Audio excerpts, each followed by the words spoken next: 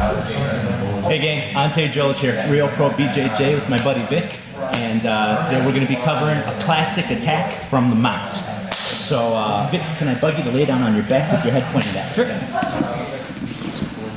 First thing, we're going to review 4 basic variations of mount, and you're going to fluctuate over the course of the next few videos between these mounts.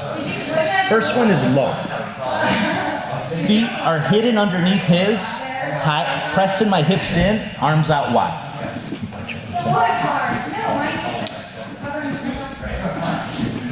A lot of different ways to hide our legs. You can cross your big toes so your feet are under their back pockets. You can grapevine. You can put your feet sole to sole. All have their pros and cons.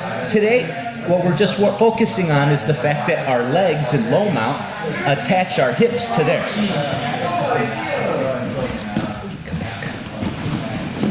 When our hands are out wide, this is really just to stop getting rolled over easily and keeping our hips connected so it's hard to get hip escape done. Trying to deny the 2 fundamental escapes from mount. But there's not a lot of threat from there. Today what we're going to do is we're also going to add a seat belt contouring around the neck and leaning away in an endeavor to not get rolled over and to add a threat of the Ezekiel choke, as well as setting the table for some additional chokes. But let me back up. I said we're going to start with a couple of review of the basic mounts. So that was low. Mid is when my hips are over his, my shoulders and chest are back from my knees, and this is more of a transitionary mount. I'm looking for an opportunity and going right away. I don't hang out here very much because my base is so threatened by his hips, okay? High mount. I dig my knees deep in his armpits. His arms start to come on an island. His neck is also a little bit more closer to my hips and my arms for attack. So that's nice aggressive. When he bumps, his hips don't have the same effect on mine because my hips aren't over. Finally, an S mount. Knee over the head, trailing leg contoured around, hips propelled forward. Again, his arms are on an island, his neck is close to my hips and arms for better attack and manipulation. So, we're gonna work now with the basic attack from Ezekiel. What's the best time to do this technique? When your partner commits their hands to an endeavor to escape, or an attempt to escape.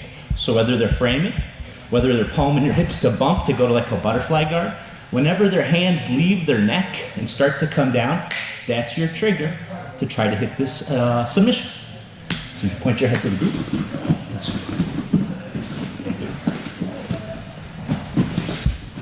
So our feet are hiding under their back pockets, not their side pockets. Side pockets, that would mean their hamstrings can be flush to the floor and they could start to escape. Contoured underneath makes it a little more challenging.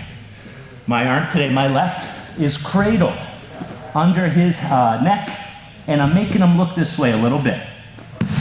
This hand, I move as I need for a kickstand, but I'm going to put my head down. For real, I'm working with my forehead on the floor, but it'll be too muffled, you won't hear it, so I'll keep my head up a little bit so you can hear me better. As I need, I will use this hand to pull out his lapels a little bit at a time. I don't need it for this choke, but if this choke doesn't work, it sets the table for nice attacks later that you'll see. For the choke, I expose my wrist and a large part of my forearm. I don't leave just my wrist exposed. I expose a larger part of the forearm, so now I hinge here. My hands go, I like to enter if I can by the ear and then down the trench line that is the neck.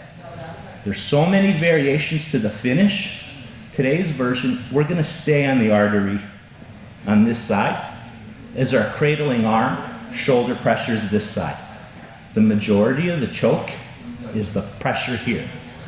There's tons of other versions, hurdling your head to the other side, tons of variations, putting pressure on the windpipe. This is just one version I like that's hard to hurt my buddy if I go too hard in the moment when it's real competitive. Cradled. Use my head to hide so he can't see what's going on, as well as moving his head an inch or two if I need a little bit of a bigger channel to enter.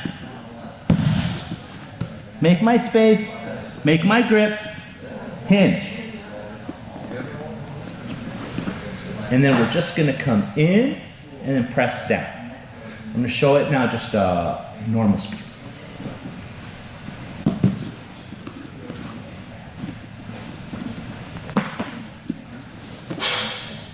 This move always hurts.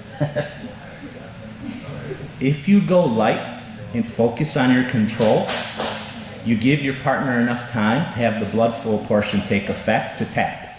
If you go hard, they're almost always going to tap due to pain.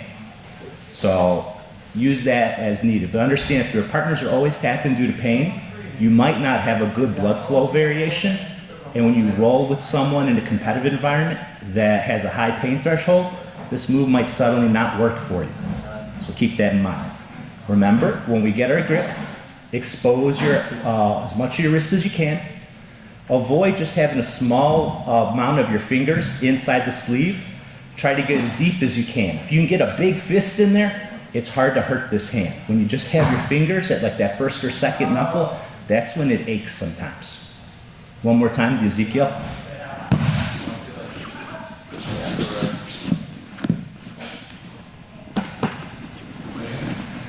Thanks so much.